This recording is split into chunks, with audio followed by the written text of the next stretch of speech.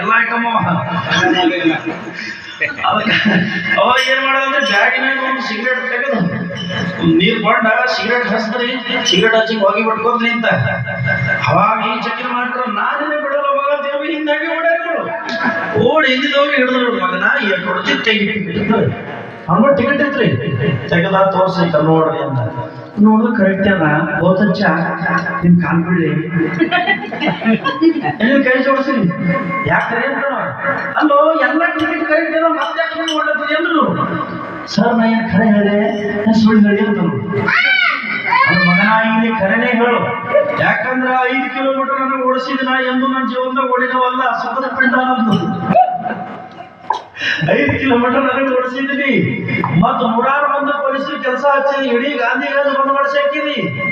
ಈಗ ನೀ ಖರೇನೆ ಹೇಳು ಮಗ ಅಂದ್ರು ಅಂದ ಸರ್ ಅದು ಓಡೋದು ಬಿಡೋದು ನನ್ನ ಮನಸ್ಸು ಏನು ಟಿಕೆಟ್ ಕರೆಕ್ಟ್ ಅದ ಆದ್ರೆ ಓಡೋದು